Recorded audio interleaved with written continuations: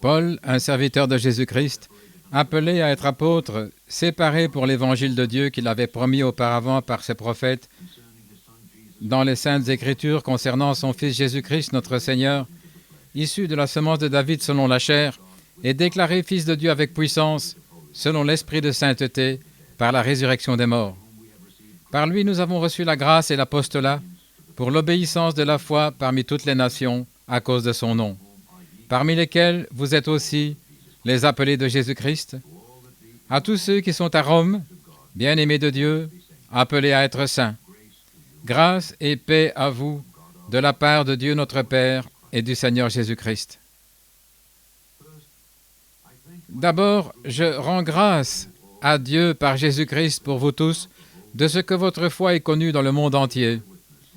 Car Dieu que je sers avec mon esprit dans l'évangile de son Fils m'est témoin que je ne cesse de faire toujours mention de vous dans mes prières.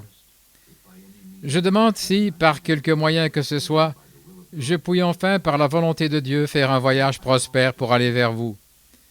Car je désire ardemment vous voir, afin de pouvoir vous transmettre quelques dons spirituels pour que vous soyez affermis, c'est-à-dire afin d'être réconfortés avec vous par la foi mutuelle de vous et de moi. Or, je ne veux pas que vous ignoriez, frères, que j'ai souvent eu l'intention d'aller chez vous, mais que j'en étais empêché jusqu'ici, afin que je puisse avoir du fruit parmi vous, comme parmi les autres gentils. Je suis débiteur envers les Grecs et les barbares, envers les sages et les imprudents.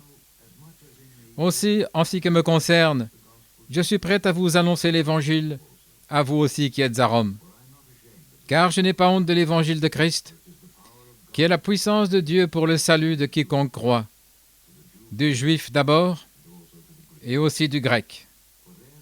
Car c'est là que se révèle la justice de Dieu, de foi en foi, selon qu'il est écrit, « Le juste vivra par la foi ». Car la colère de Dieu se révèle du ciel contre toute impiété et toute injustice des hommes, qui retiennent la vérité dans l'injustice, parce que ce qu'on peut connaître de Dieu est manifeste en eux, car Dieu le leur a montré.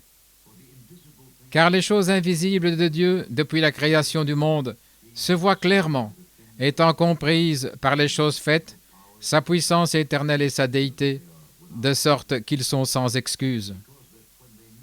Car lorsqu'ils ont connu Dieu, ils ne l'ont pas glorifié comme Dieu et n'ont pas rendu grâce, mais ils sont devenus vains dans leurs imaginations et leur cœur insensé s'est obscurci. En professant être sages, ils sont devenus des fous, et ils ont changé la gloire du Dieu incorruptible en une image semblable à celle de l'homme corruptible, des oiseaux, des quadrupèdes et des reptiles. C'est pourquoi Dieu les a aussi livrés à l'impureté par les convoitises de leur cœur, pour qu'ils déshonorent leur propre corps entre eux. Ils ont changé la vérité de Dieu en mensonge, et ils ont adoré et servi la créature plus que le Créateur, qui est béni éternellement. Amen. C'est pourquoi Dieu les a livrés à des passions infâmes, car même leurs femmes ont changé l'usage naturel en ce qui est contraire à la nature. De même, les hommes, abandonnant l'usage naturel de la femme, se sont enflammés dans leur convoitise les uns envers les autres, des hommes avec des hommes, accomplissant ce qui est inconvenant et recevant en eux-mêmes la rétribution de leur faute qui convenait. Et comme ils n'ont pas voulu retenir Dieu dans leur connaissance, Dieu les a livrés à un esprit réprouvé, pour qu'ils fassent ce qui ne convient pas, étant remplis de toute iniquité, de fornication, de méchanceté, de cupidité, de malice, pleins d'envie, de meurtre, de discussion, de tromperie, de malignité, murmurant, médisant, haïssant Dieu, méprisant, orgueilleux, fanfarons, inventant des choses mauvaises, désobéissant aux parents, sans entendement, brisant leurs alliances, sans affection naturelle, implacables, sans miséricorde, qui, connaissant le jugement de Dieu, à savoir que ceux qui commettent de telles choses méritent la mort, non seulement les commettent, mais encore prennent plaisir avec ceux qui les commettent. Chapitre 2. C'est pourquoi tu es inexcusable, ô homme, qui que tu sois qui juge. Car en jugeant autrui, tu te condamnes toi-même. Puisque toi qui juges, tu fais les mêmes choses. Mais nous sommes sûrs que le jugement de Dieu est conforme à la vérité contre ceux qui commettent de telles choses. Et pense à ceci, ô homme, qui juge ceux qui font de telles choses et qui fait les mêmes. Penses-tu que tu échapperas au jugement de Dieu? Ou bien méprises-tu les richesses de sa bonté, de sa patience et de sa longanimité, ne sachant pas que la bonté de Dieu te conduit à la repentance? Mais par ta dureté et ton cœur impénitent, tu t'es amassé de la colère pour le jour de la colère et de la révélation du juste jugement de Dieu, qui rendra chacun selon ses œuvres. À ceux qui, par la persévérance dans les bonnes œuvres, cherchent la gloire, l'honneur et l'immortalité, la vie éternelle.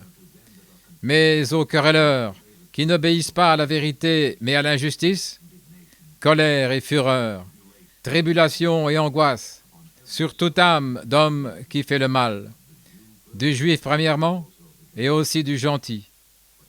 Mais gloire, honneur et paix à tout homme qui fait le bien, aux juifs premièrement, et aussi aux gentils. Car il n'y a point d'acception de personne avec Dieu. En effet, tous ceux qui ont péché sans loi périront aussi sans loi.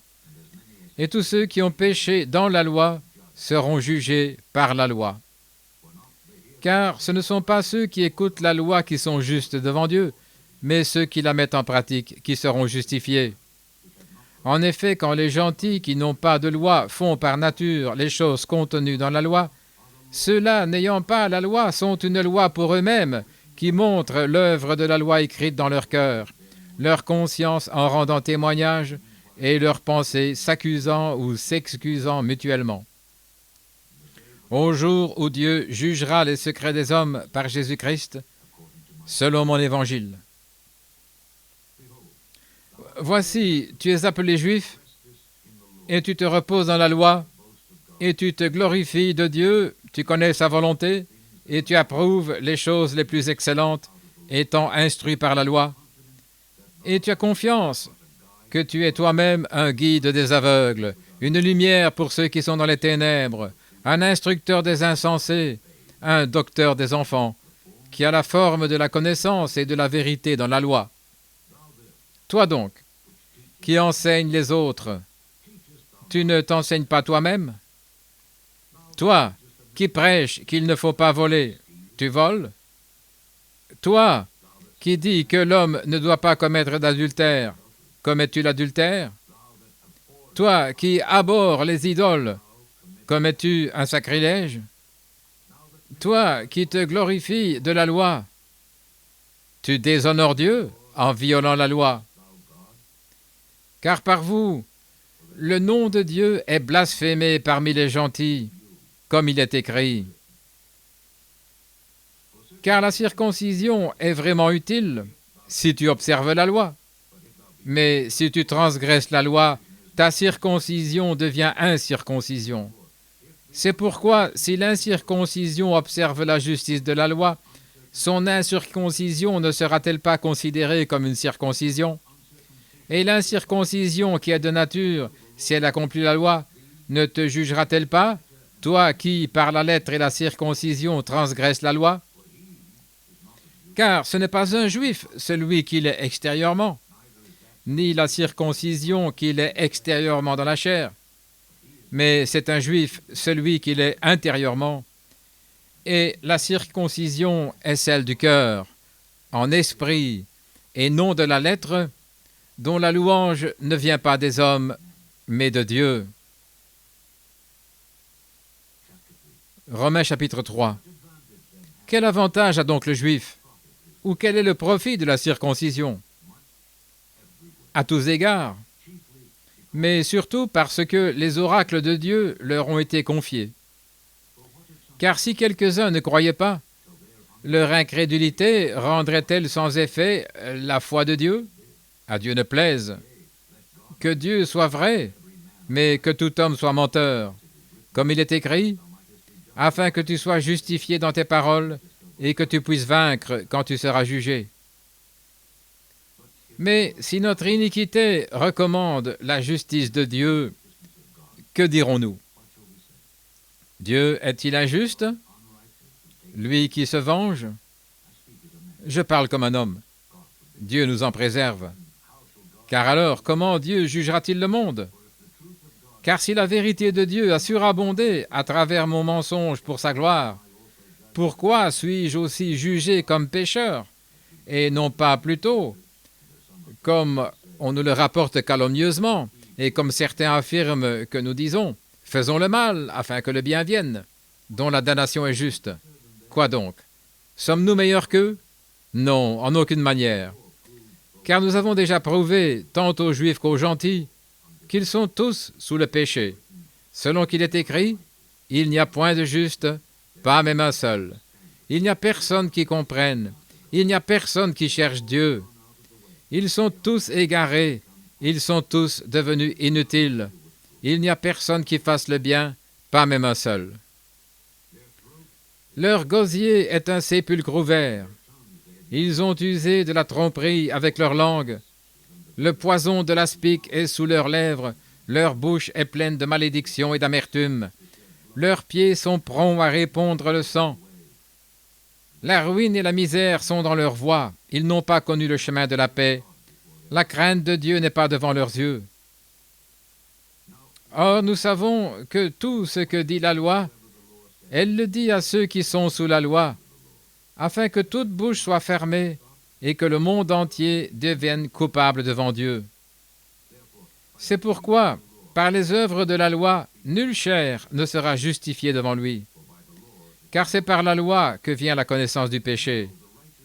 Mais maintenant, la justice de Dieu sans la loi est manifestée, comme en témoignent la loi et les prophètes. La justice de Dieu qui est par la foi de Jésus-Christ pour tous et sur tous ceux qui croient. Car il n'y a pas de différence, car tous ont péché et tombent à court de la gloire de Dieu. Étant justifiés gratuitement par sa grâce, par la rédemption qui est en Christ Jésus, que Dieu a établi comme propitiation par la foi en son sang, pour proclamer sa justice, pour la rémission des péchés passés, par la patience de Dieu, pour proclamer, dis-je, dès maintenant, sa justice, afin qu'il soit juste et qu'il justifie celui qui croit en Jésus. Où donc est la vantardise? Elle est exclue. Par quelle loi? Celle des œuvres? Non, mais par la loi de la foi. Nous concluons donc que l'homme est justifié par la foi sans les œuvres de la loi. Est-il le Dieu des Juifs seulement? N'est-il pas aussi celui des gentils? Oui, des gentils aussi. Car il n'y a qu'un seul Dieu qui justifiera les circoncis par la foi et les incirconcis par la foi. Rendons-nous donc la loi sans objet à cause de la foi? À Dieu ne plaise. Oui, nous établissons la loi. Chapitre 4. Que dirons-nous donc de ce qu'Abraham, notre père, a trouvé en ce qui concerne la chair? Car si Abraham était justifié par les œuvres, il aurait de quoi se glorifier, mais non devant Dieu. Car que dit l'Écriture? Abraham a cru Dieu, et cela lui a été compté pour justice. Or, pour celui qui travaille, la récompense n'est pas considérée comme grâce, mais comme une dette. Mais à celui qui ne travaille pas, mais qui croit en celui qui justifie les impies, sa foi est comptée pour justice. De même, David décrit aussi la béatitude de l'homme à qui Dieu impute la justice sans les œuvres en disant « Bénis ceux dont les iniquités sont pardonnées et dont les péchés sont couverts. Bénis l'homme à qui le Seigneur n'impute pas le péché. » Cette bénédiction vient-elle donc sur les circoncis seulement ou sur les incirconcis aussi? Car nous disons que la foi a été imputée à Abraham comme justice. Comment lui a-t-elle donc été imputée? Lorsqu'il était circoncis ou incirconcis? Non pas dans la circoncision, mais dans l'incirconcision. Et il a reçu le signe de la circoncision, un sceau de la justice de la foi qu'il avait étant encore incirconcis, afin d'être le Père de tous ceux qui croient, quoiqu'ils ne soient pas circoncis, pour que la justice leur soit aussi imputée, et le Père de la circoncision pour ceux qui ne sont pas seulement circoncis, mais qui marchent aussi sur les traces de la foi de notre Père Abraham, qu'il avait quand il était encore incirconcis. Car la promesse d'être l'héritier du monde n'a pas été faite à Abraham ou à sa postérité par la loi, mais par la justice de la foi. Car si ceux de la loi sont héritiers, la foi est rendue sans objet, et la promesse est sans effet. Car la loi produit la colère, et là où il n'y a pas de loi, il n'y a pas de transgression. C'est donc par la foi, afin que ce soit par la grâce, que la promesse est assurée à toute la semence, non seulement à celle qui vient de la loi, mais aussi à celle qui vient de la foi d'Abraham, qui est notre Père à tous, selon qu'il est écrit, « Je t'ai fait père d'un grand nombre de nations. » Devant celui qui l'a cru, Dieu, qui vivifie les morts et qui appelle les choses qui ne sont pas comme si elles étaient, qui, contre toute espérance, a cru en l'espérance, afin de devenir le Père d'un grand nombre de nations, selon ce qui a été dit, ta semence sera ainsi. Et comme il ne fut pas faible dans la foi, il ne considéra pas que son propre corps était mort alors qu'il était âgé d'environ 100 ans, ni que le ventre de Sarah était mort. Il ne chancela pas par incrédulité devant la promesse de Dieu, mais il fut fort dans la foi, rendant gloire à Dieu. Il était pleinement persuadé que ce qu'il avait promis, il pouvait aussi l'accomplir. Et c'est pourquoi cela lui a été imputé à justice. Or, ce n'est pas à cause de lui seul qu'il a été écrit que cela lui a été imputé, mais pour nous aussi, à qui cela sera imputé, si nous croyons en celui qui a ressuscité d'entre les morts Jésus notre Seigneur, lequel a été livré pour nos offenses et qui est ressuscité pour notre justification. Chapitre 5. C'est pourquoi, justifiés par la foi, nous avons la paix avec Dieu par notre Seigneur Jésus-Christ, par lequel aussi nous avons accès par la foi à la grâce où nous sommes, et nous nous réjouissons dans l'espérance de la gloire de Dieu. Et non seulement ça, mais encore nous nous glorifions dans les tribulations, sachant que la tribulation produit la patience, et la patience, l'expérience, et l'expérience, l'espérance.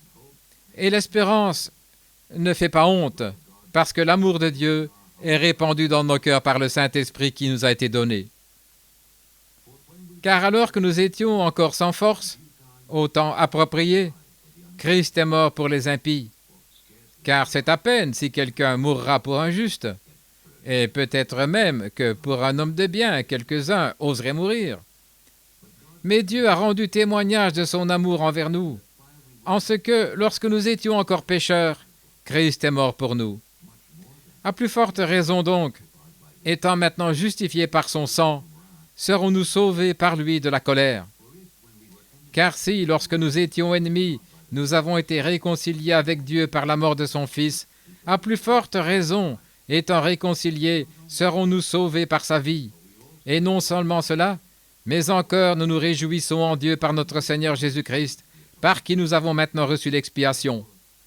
Ainsi donc, comme par un seul homme le péché est entré dans le monde, et par le péché la mort, et qu'ainsi la mort est passée sur tous les hommes, parce que tous ont péché, car jusqu'à la loi le péché était dans le monde. Or le péché n'est pas imputé quand il n'y a pas de loi. Cependant, la mort a régné depuis Adam jusqu'à Moïse sur ceux qui n'avaient pas péché selon la similitude de la transgression d'Adam, qui est la figure de celui qui devait venir. Or, le don gratuit est différent de l'offense. Car si par la faute d'un seul, plusieurs sont morts, à plus forte raison, la grâce de Dieu et le don de la grâce qui vient d'un seul homme, Jésus-Christ, ont-ils abondé en faveur d'un grand nombre. Et ce n'est pas comme un seul a péché que le don l'est aussi, car le jugement a été par un seul pour la condamnation, mais le don gratuit l'est pour la justification de nombreuses offenses. Car si par la faute d'un seul homme, la mort a régné par un seul, à plus forte raison ceux qui reçoivent l'abondance de la grâce et du don de la justice régneront-ils dans la vie par un seul, Jésus-Christ. C'est pourquoi, comme par la faute d'un seul, le jugement est venu sur tous les hommes dans la condamnation, de même, par la justice d'un seul, le don gratuit a été accordé à tous les hommes pour la justification de la vie. Car, comme par la désobéissance d'un seul homme, plusieurs ont été rendus pécheurs, ainsi par l'obéissance d'un seul, plusieurs seront rendus justes. De plus, la loi est entrée afin que l'offense soit abondante. Mais là où le péché a abondé, la grâce a surabondé, afin que, comme le péché a régné jusqu'à la mort, de même la grâce règne par la justice jusqu'à la vie éternelle, par Jésus-Christ notre Seigneur. Chapitre 6. Que dirons-nous donc alors? Continuerons-nous à pécher afin que la grâce abonde? Dieu nous en préserve. Comment vivrons-nous encore dans le péché, nous qui sommes morts à celui-ci? Ne savez-vous pas que tous ceux d'entre nous qui ont été baptisés en Jésus-Christ ont été baptisés dans sa mort? C'est pourquoi nous avons été ensevelis avec lui par le baptême dans la mort, afin que, comme le Christ est ressuscité des morts par la gloire du Père, nous marchions nous aussi en nouveauté de vie. Car si nous avons été plantés ensemble à la ressemblance de sa mort, nous le serons aussi à la ressemblance de sa résurrection, sachant que notre vieil homme a été crucifié avec lui, afin que le corps du péché soit détruit, pour que désormais nous ne servions plus le péché. Car celui qui est mort est libéré du péché.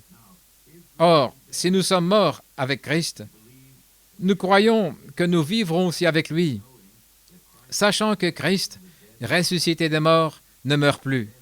La mort ne domine plus sur lui. Car en mourant, il est mort une fois au péché, mais en vivant, il vit pour Dieu. De même, considérez-vous comme mort au péché, mais vivant pour Dieu par Jésus-Christ notre Seigneur. Que le péché ne règne donc pas dans votre corps mortel, pour que vous lui obéissiez selon ses convoitises. Ne livrez pas non plus vos membres comme des instruments d'iniquité au péché, mais livrez-vous à Dieu comme des vivants d'entre les morts, et vos membres comme des instruments de justice à Dieu. Car le péché ne dominera pas sur vous, car vous n'êtes pas sous la loi, mais sous la grâce. Quoi donc? Pécherons-nous, puisque nous ne sommes pas sous la loi, mais sous la grâce? Dieu nous en préserve. Ne savez-vous pas que celui à qui vous vous rendez serviteur pour obéir, vous êtes ses serviteurs à qui vous obéissez, soit du péché vers la mort, soit de l'obéissance vers la justice? Mais grâce soit rendue à Dieu de ce que vous avez été le serviteur du péché et de ce que vous avez obéi de tout votre cœur à la doctrine qui vous a été délivrée. Affranchis du péché, vous êtes donc devenus les serviteurs de la justice. Je parle à la manière des hommes, à cause de la faiblesse de votre chair. Car de même que vous avez livré vos membres à l'impureté et à l'iniquité pour l'iniquité, de même maintenant, livrez vos membres à la justice pour la sainteté. Car lorsque vous étiez esclaves du péché, vous étiez libres de la justice. Quel fruit aviez-vous alors dans les choses dont vous avez maintenant honte? Car la fin de ces choses, c'est la mort. Mais maintenant que vous avez été affranchis du péché et que vous êtes devenus les serviteurs de Dieu, vous avez votre fruit pour la sainteté et pour fin la vie éternelle. Car le salaire du péché, c'est la mort. Mais le don de Dieu, c'est la vie éternelle par Jésus-Christ notre Seigneur. Chapitre 7. Ne savez-vous pas, frères, car je parle à ceux qui connaissent la loi, que la loi domine sur l'homme tant qu'il vit? Car la femme qui a un mari est liée par la loi à son mari tant qu'il vit. Mais si le mari est mort, elle est déliée de la loi de son mari. Si donc, du vivant de son mari, elle se marie à un autre homme, elle sera appelée adultère. Mais si son mari est mort, elle est affranchie de cette loi, de sorte qu'elle n'est pas adultère, même si elle est mariée à un autre homme. C'est pourquoi, mes frères, vous aussi, par le corps de Christ, vous êtes devenus morts à la loi, afin que vous soyez mariés à un autre, à celui qui est ressuscité des morts, pour porter du fruit à Dieu. Car lorsque nous étions dans la chair, les pulsions des péchés qui découlaient de la loi agissaient dans nos membres pour porter du fruit à la mort. Mais maintenant, nous sommes délivrés de la loi, de cette mort à laquelle nous étions attachés, afin que nous servions en nouveauté d'esprit et non selon la vieillesse de la lettre. Que dirons-nous donc? La loi est-elle péché? Dieu nous en préserve. Non, je n'avais pas connu le péché, si ce n'est par la loi. Car je n'aurais pas connu la convoitise si la loi n'avait dit « Tu ne convoiteras pas ». Mais le péché, ayant l'occasion par le commandement, a produit en moi toutes sortes de mauvais désirs, car sans la loi, le péché était mort. J'ai vécu autrefois sans la loi, mais quand le commandement est venu, le péché s'est ravivé et je suis mort. Et le commandement, qui était destiné à la vie, je l'ai trouvé conduisant à la mort. Car le péché, trouvant l'occasion par le commandement, m'a séduit, et par lui m'a fait mourir. C'est pourquoi la loi est sainte, et le commandement saint, et juste et bon. Ce qui est bon est-il donc devenu pour moi une mort? Dieu nous en préserve.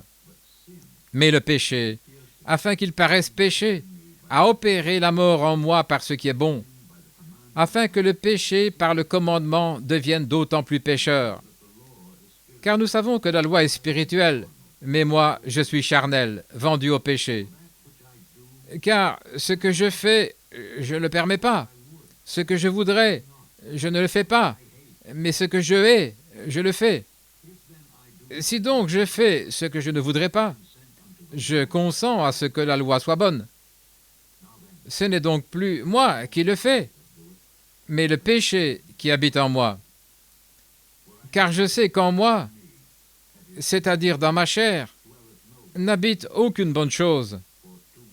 Car la volonté est présente en moi, mais je ne trouve pas comment accomplir ce qui est bon. Car le bien que je veux, je ne le fais pas, mais le mal que je ne veux pas, je le fais.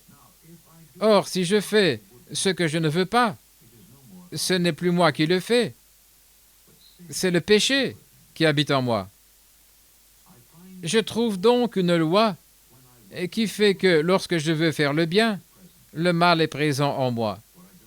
Je fais mes délices de la loi de Dieu selon l'homme intérieur, mais je vois dans mes membres une autre loi qui combat la loi de mon esprit et qui me rend captif de la loi du péché qui est dans mes membres. Misérable que je suis, qui me délivrera du corps de cette mort? Grâce soit rendue à Dieu par Jésus-Christ notre Seigneur. Ainsi donc, par l'Esprit, je sers la loi de Dieu, mais par la chair, la loi du péché. Chapitre 8. Il n'y a donc maintenant aucune condamnation pour ceux qui sont en Christ Jésus, qui marchent non selon la chair, mais selon l'Esprit. Car la loi de l'Esprit de vie dans le Christ Jésus m'a affranchi de la loi du péché et de la mort. Car ce que la loi ne pouvait pas faire, puisqu'elle était faible par la chair, Dieu l'a fait en envoyant son propre Fils à la ressemblance d'une chair de péché, et pour le péché, il a condamné le péché dans la chair, afin que la justice de la loi soit accomplie en nous, qui ne marchons pas selon la chair, mais selon l'Esprit. Car ceux qui sont selon la chair s'occupent des choses de la chair, mais ceux qui sont selon l'Esprit s'occupent des choses de l'Esprit. Car avoir un esprit charnel, c'est la mort, mais avoir un esprit spirituel, c'est la vie et la paix. Car l'esprit charnel est inimitié contre Dieu, car il n'est pas soumis à la loi de Dieu, et il ne peut pas l'être. Ainsi donc, ceux qui sont dans la chair ne peuvent pas plaire à Dieu. Mais vous n'êtes pas dans la chair, mais dans l'esprit, si du moins l'Esprit de Dieu habite en vous. Or, si quelqu'un n'a pas l'Esprit de Christ, il n'est pas de lui. Si Christ est en vous, le corps est mort à cause du péché, mais l'Esprit est vie à cause de la justice. Or, si l'Esprit de celui qui a ressuscité Jésus d'entre les morts habite en vous, celui qui a ressuscité Christ d'entre les morts vivifiera aussi vos corps mortels par son esprit qui habite en vous. C'est pourquoi, frères, nous ne sommes pas débiteurs de la chair pour vivre selon la chair. Car si vous vivez selon la chair, vous mourrez. Mais si par l'esprit vous mortifiez les actions du corps, vous vivrez. Car tous ceux qui sont conduits par l'Esprit de Dieu sont fils de Dieu.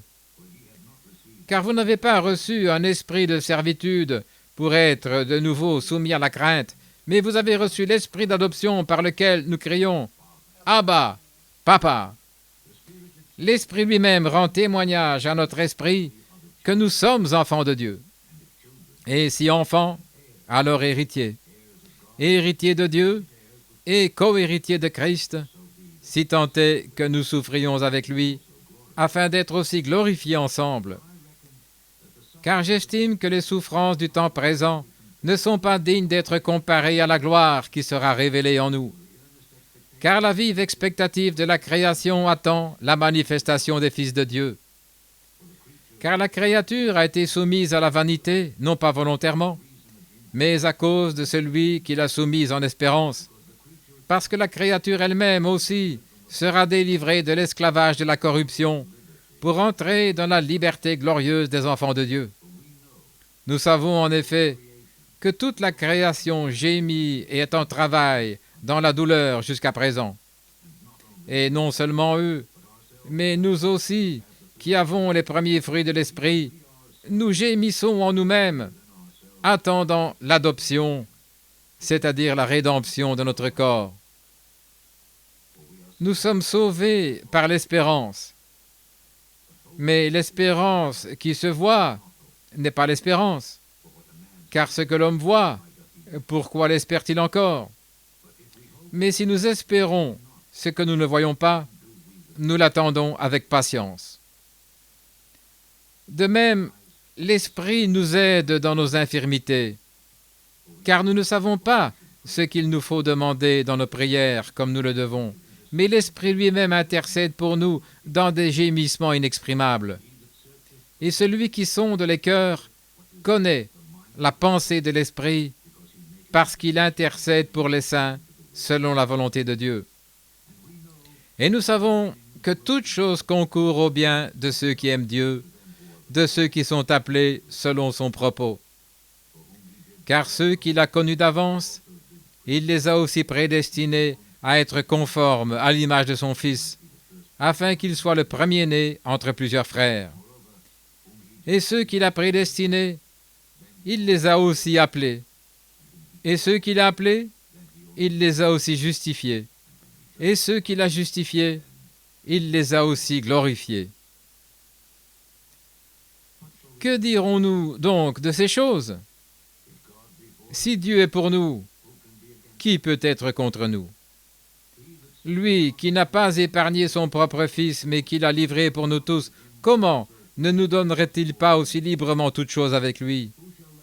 Qui déposera quelque chose à charge des élus de Dieu? C'est Dieu qui justifie. Qui est celui qui condamne? C'est Christ qui est mort, ou plutôt qui est ressuscité, qui est à la droite de Dieu et qui fait intercession pour nous. Qui nous séparera de l'amour de Christ? La tribulation, ou la détresse, ou la persécution, ou la famine, ou la nudité, ou le péril, ou l'épée? Selon qu'il est écrit, c'est à cause de toi qu'on nous tue tout le jour, qu'on nous considère comme des brebis destinées à la boucherie. Mais dans toutes ces choses, nous sommes plus que vainqueurs par celui qui nous a aimés. Car je suis persuadé que ni la mort, ni la vie, ni les anges, ni les principautés, ni les puissances, ni les choses présentes, ni les choses à venir, ni la hauteur, ni la profondeur, ni aucune autre créature nous pourrons nous séparer de l'amour de Dieu qui est en Christ Jésus notre Seigneur. Chapitre 9. Je dis la vérité en Christ, je ne mens pas.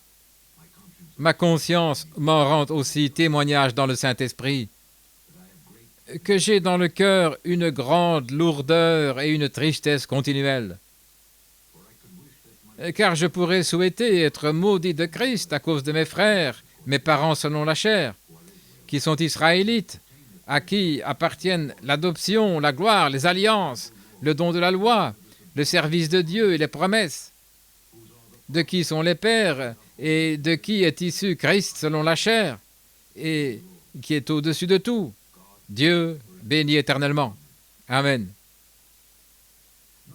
Ce n'est pas comme si la parole de Dieu n'avait pas eu d'effet, car ceux qui sont d'Israël ne sont pas tous Israël. Et parce qu'ils sont la semence d'Abraham, ils ne sont pas tous des enfants. Mais ta semence sera appelée en Isaac. C'est-à-dire ceux qui sont enfants de la chair ne sont pas enfants de Dieu, mais les enfants de la promesse sont comptés pour la semence. Car telle est la parole de la promesse. Je viendrai en ce temps-ci et Sarah aura un fils. Et ce n'est pas tout.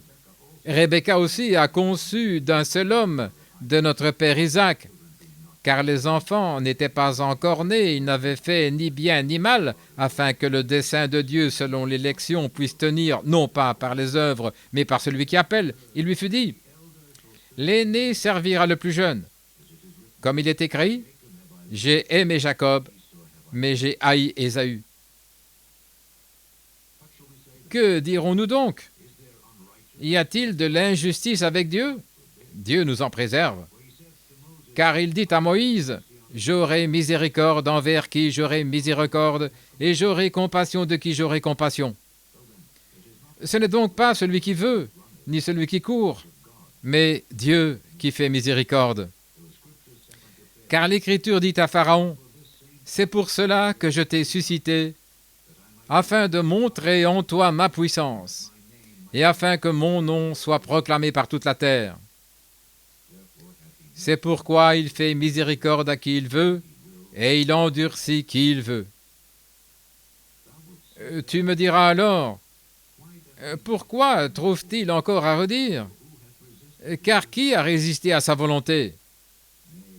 Non, mais ô homme, qui es-tu pour te rebeller contre Dieu? La chose formée dira-t-elle à celui qui l'a formée, pourquoi m'as-tu fait ainsi? Le potier n'a-t-il pas le pouvoir sur l'argile, de la même masse de faire un vase pour l'honneur et un autre pour le déshonneur?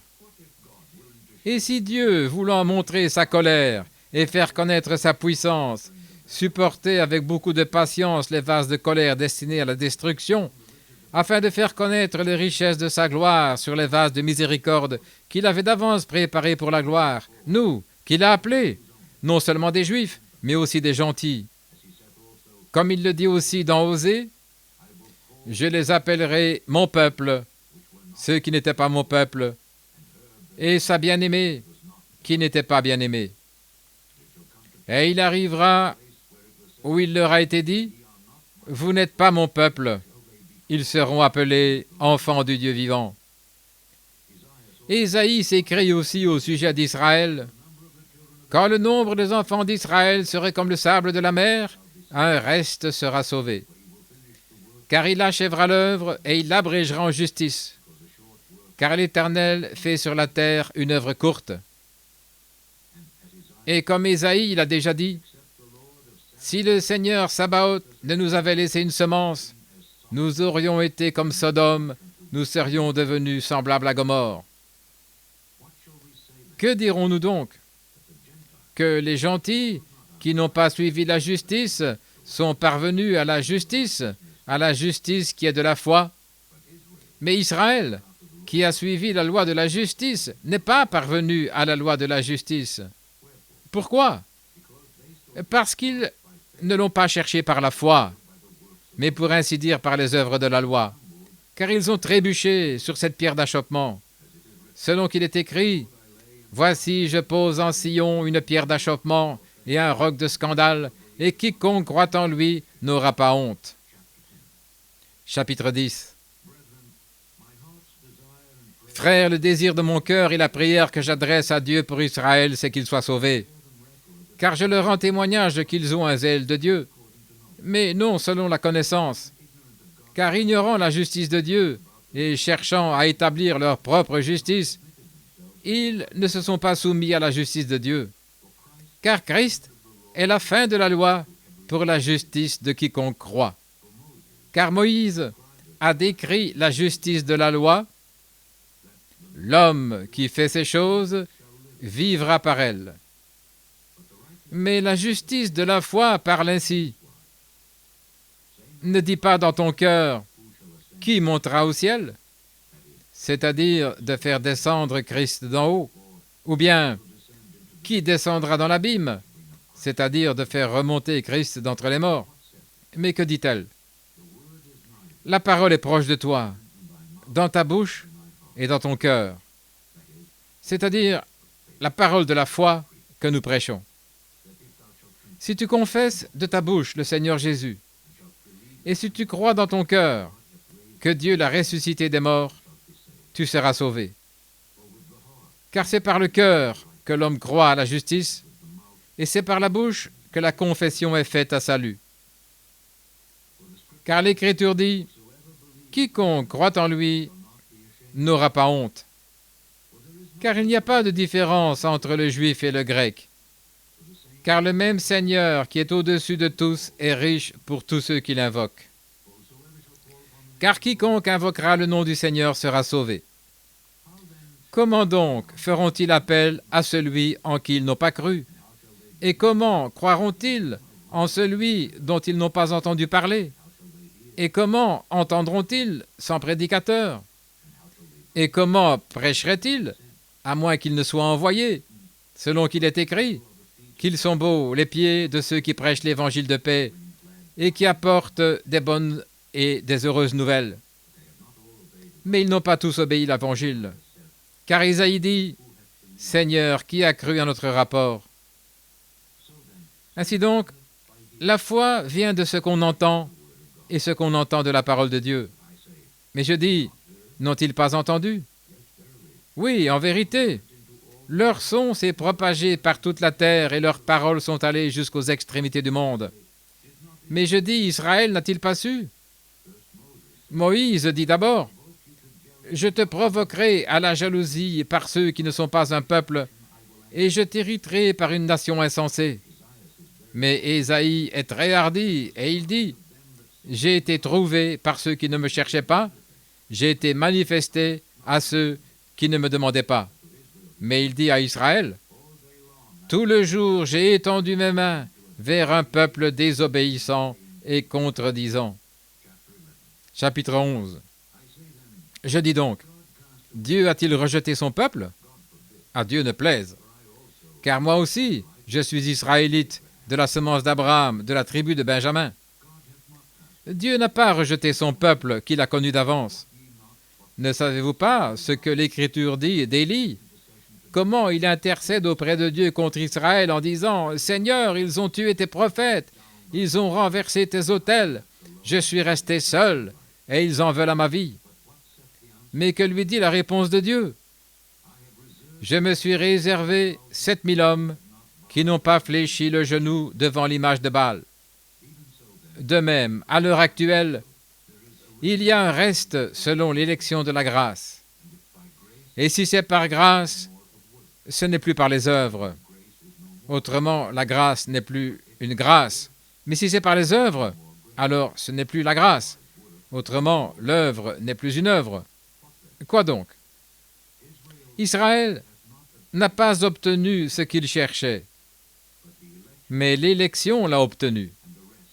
Et les autres ont été aveuglés, selon qu'il est écrit, « Dieu leur a donné un esprit de torpeur, des yeux pour ne pas voir, et des oreilles pour ne pas entendre, jusqu'à ce jour. » Et David dit, « Que leur table soit pour eux un piège, une embûche, une pierre d'achoppement et une récompense. Que leurs yeux s'obscurcissent, afin qu'ils ne voient pas, et qu'ils courbent toujours le dos. » Je dis donc, ont-ils trébuché pour tomber? À Dieu ne plaise. C'est plutôt par leur chute que le salut est venu aux gentils, afin de les exciter à la jalousie. Or, si leur chute est la richesse du monde, et leur diminution la richesse des gentils, combien plus leur plénitude? Car c'est à vous, gentils, que je parle, étant l'apôtre des gentils. Je magnifie mon office. Si par quelque moyen je peux provoquer à l'émulation ceux qui sont ma chair et sauver quelques-uns d'entre eux. Car si les rejeter, c'est réconcilier le monde, que sera leur réception, sinon la vie d'entre les morts? Car si les premiers fruits sont saints, la masse aussi est sainte. Et si la racine est sainte, les branches le sont aussi. Si quelques-unes des branches se sont détachées, et si toi, qui es un olivier sauvage, tu as été greffé au milieu d'elles, et que tu participes avec elles à la racine et à la graisse de l'olivier, ne te glorifie pas contre les branches. Si tu te vantes, ce n'est pas toi qui portes la racine, mais c'est la racine qui te porte. Tu diras alors, les branches ont été brisées afin que je sois greffé. Eh bien, c'est à cause de l'incrédulité qu'elles ont été retranchées. Et toi, tu es debout par la foi. N'aie pas un esprit hautain, mais crains. Car si Dieu n'a pas épargné les branches naturelles, prends garde qu'il ne t'épargne pas non plus. Vois donc la bonté et la sévérité de Dieu. Sévérité envers ceux qui sont tombés, mais bonté envers toi si tu persistes dans sa bonté. Autrement, toi aussi tu seras retranché. Et eux aussi. S'ils ne restent pas dans l'incrédulité, ils seront greffés. Car Dieu peut les greffer de nouveau. Car si tu as été retranché de l'olivier sauvage par nature et que tu as été greffé contre nature dans un bon olivier, combien plus ceux-ci qui sont les branches naturelles seront-ils greffés dans leur propre olivier? Car je ne veux pas, frères, que vous ignoriez ce mystère de peur que vous ne vous égariez dans vos propres conceptions. C'est qu'Israël a été en partie aveuglé jusqu'à ce que la plénitude des gentils soit entrée.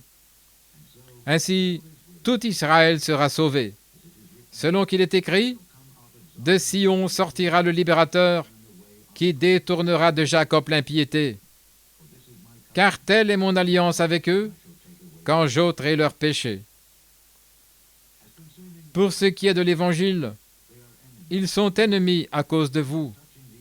Mais pour ce qui est de l'élection, ils sont aimés à cause des pères.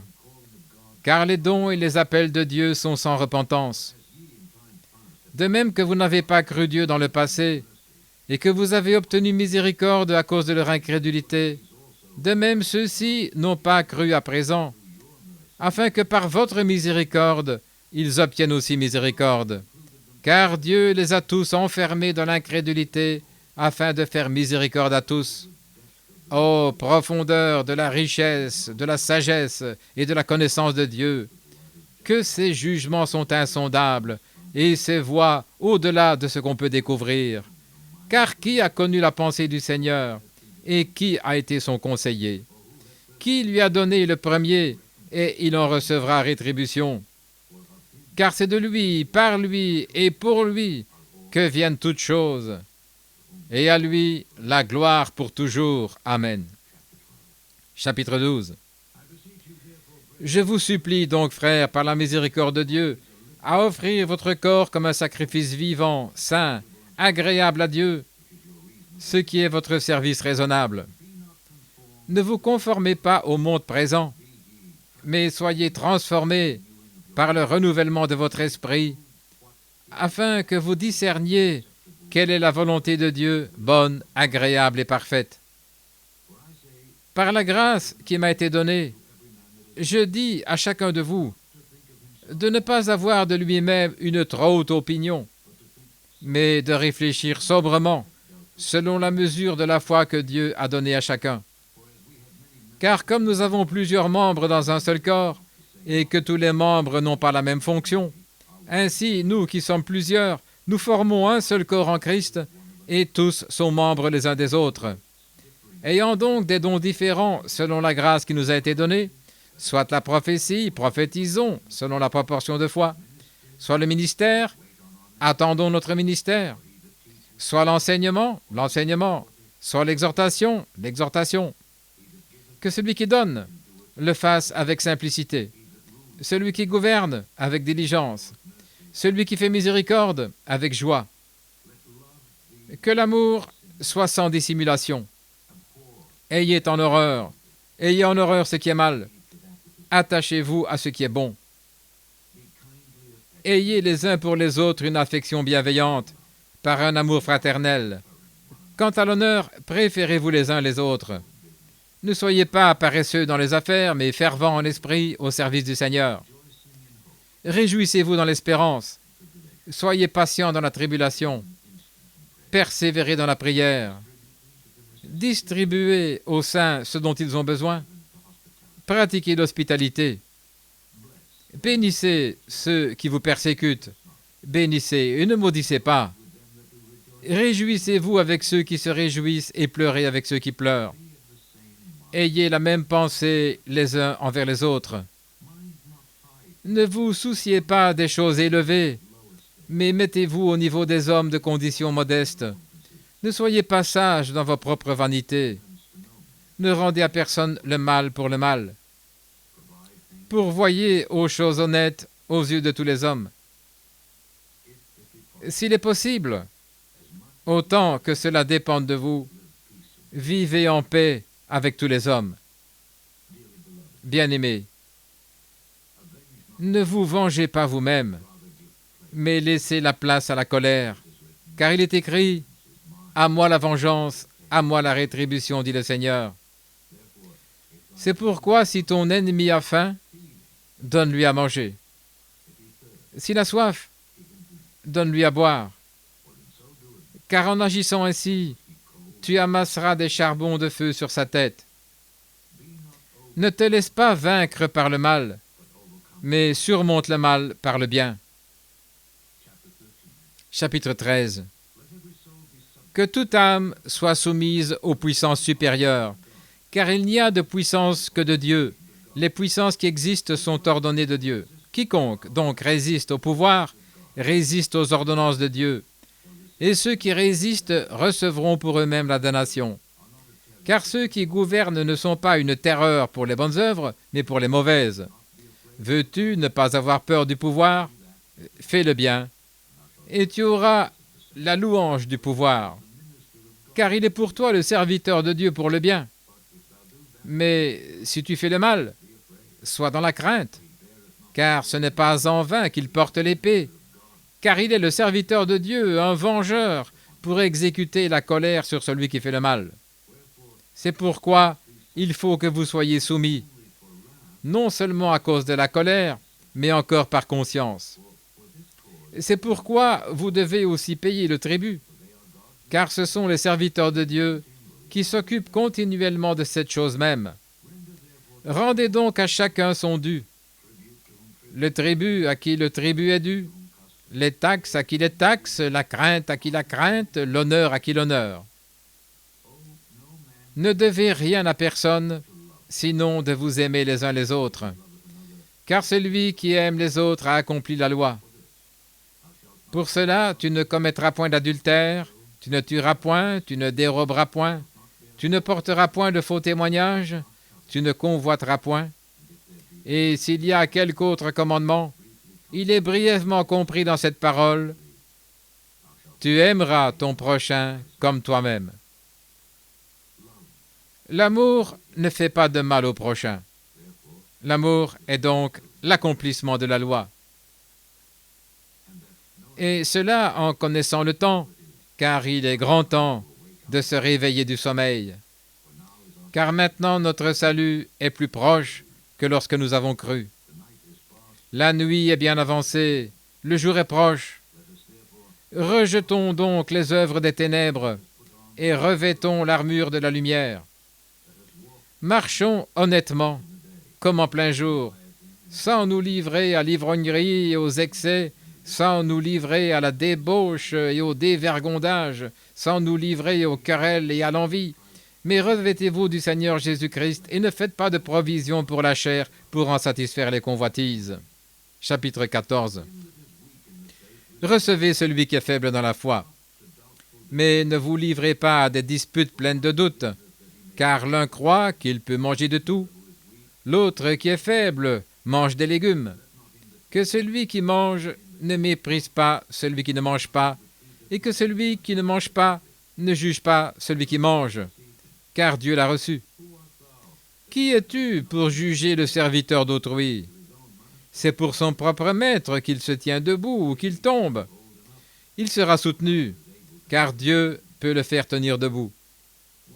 Les uns estiment un jour plus que les autres estiment tous les jours de la même manière. Que chacun soit pleinement convaincu dans son propre esprit. Celui qui observe un certain jour l'observe pour le Seigneur, et celui qui ne l'observe pas ne l'observe pas pour le Seigneur.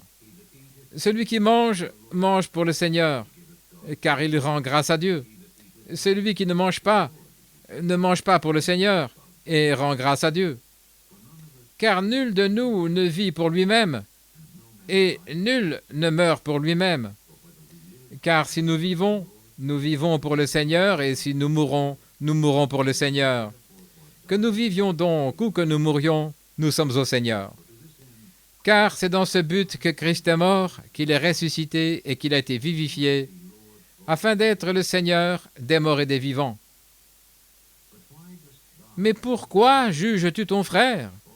Ou pourquoi considères-tu ton frère comme rien? Car nous nous présenterons tous devant le tribunal du jugement de Christ. Car il est écrit, « Je suis vivant, dit le Seigneur.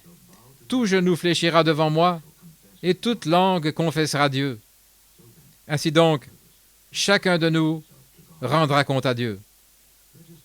Ne nous jugeons donc plus les uns les autres, mais jugez plutôt que personne ne mette une pierre d'achoppement ou une occasion de chute sur le chemin de son frère. Je sais et je suis persuadé par le Seigneur Jésus qu'il n'y a rien d'impur en soi. Mais celui qui estime qu'une chose est impure, pour lui, elle est impure. Mais si ton frère est attristé par ton repas, tu ne marches pas de manière charitable. Ne détruis pas par ton repas celui pour lequel Christ est mort. Qu'on ne parle pas en mal ce qui est bon pour vous, car le royaume de Dieu n'est pas viande et boisson, mais justice, paix et joie dans le Saint-Esprit. Car celui qui sert Christ dans ces choses est agréable à Dieu et approuvé des hommes. Cherchons donc ce qui contribue à la paix et ce par quoi les uns peuvent édifier les autres. À cause de la viande, ne détruis pas l'œuvre de Dieu. Tout est pur en effet, mais il est mauvais pour l'homme de manger en offensant. Il est bon ni de manger de la viande, ni de boire du vin, ni aucune autre chose qui peut faire trébucher ton frère, l'offenser ou l'affaiblir. As-tu la foi? Aie-la pour toi-même devant Dieu. Heureux celui qui ne se condamne pas lui-même dans ce qu'il permet. Celui qui doute est condamné s'il mange, parce qu'il ne mange pas dans la foi. Car tout ce qui n'est pas de la foi est péché. Chapitre 15. Nous donc qui sommes forts, nous devons supporter les infirmités des faibles et ne pas nous complaire en nous-mêmes. Que chacun de nous plaise à son prochain pour son bien et son édification, car même Christ ne s'est pas plu lui-même. Mais selon qu'il est écrit, les outrages de ceux qui t'outrageaient sont tombés sur moi.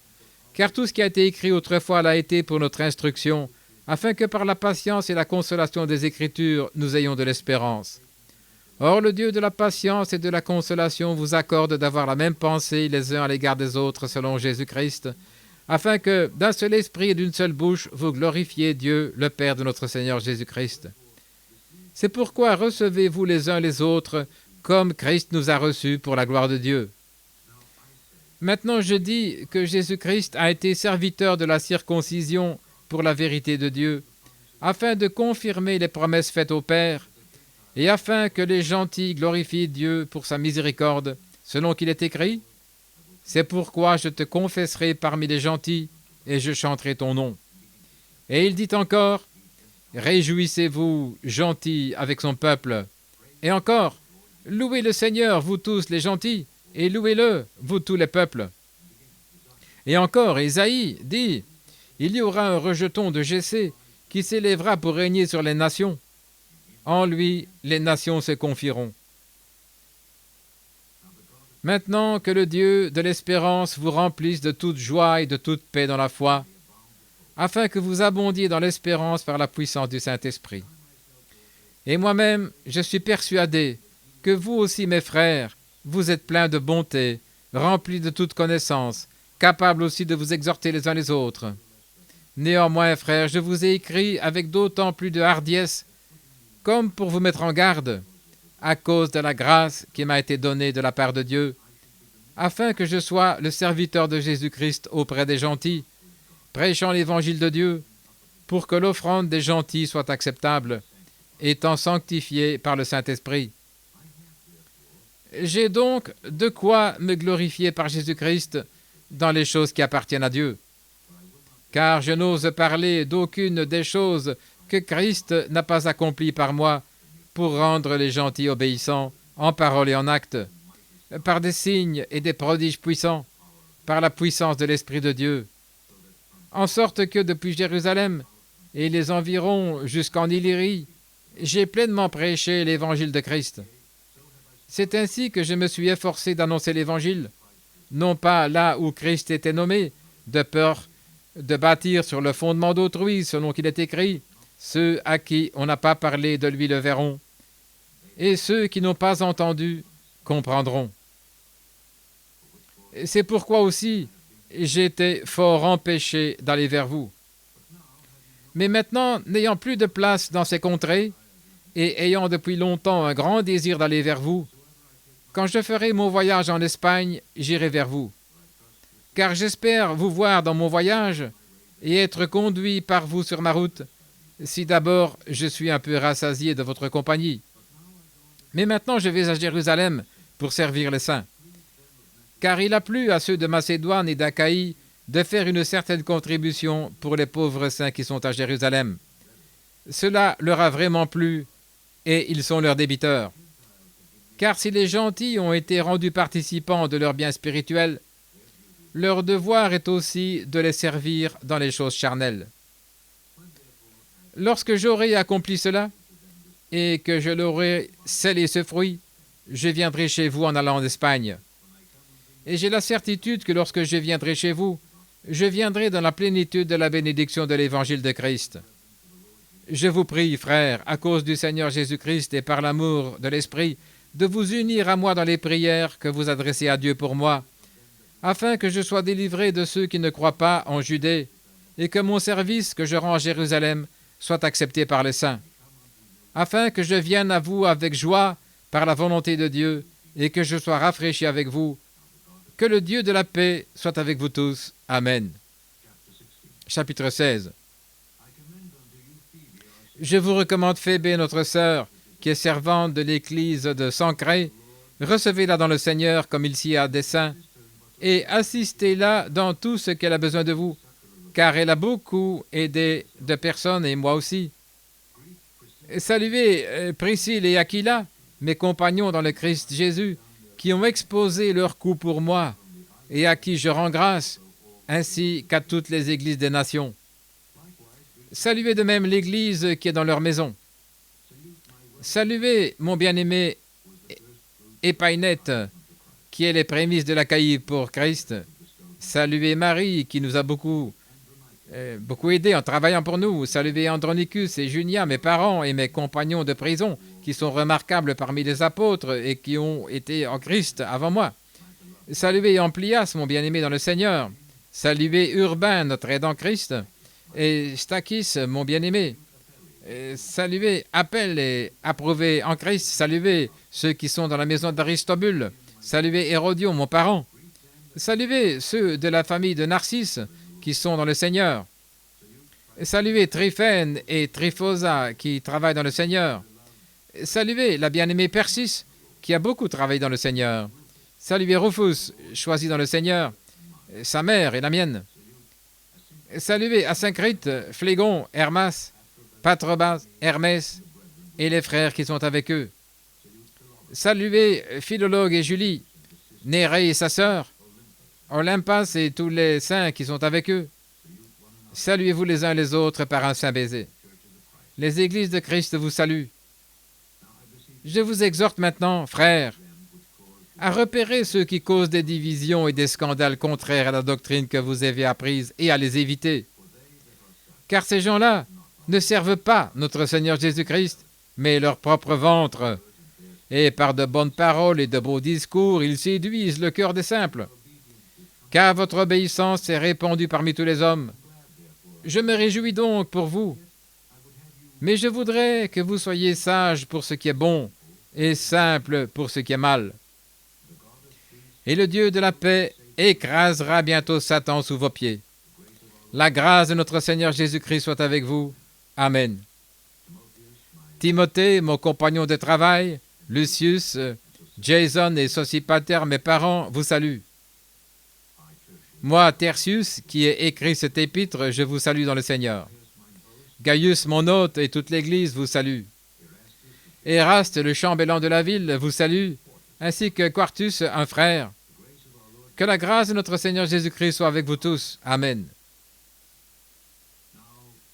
Or, à celui qui a le pouvoir de vous affermir selon mon évangile et la prédication de Jésus-Christ, selon la révélation du mystère qui a été tenu secret depuis le commencement du monde, mais qui maintenant a été manifesté, et qui, par les Écritures des prophètes, selon le commandement du Dieu éternel, a été connu de toutes les nations pour l'obéissance de la foi, à Dieu seul sage, soit la gloire par Jésus-Christ pour toujours. Amen.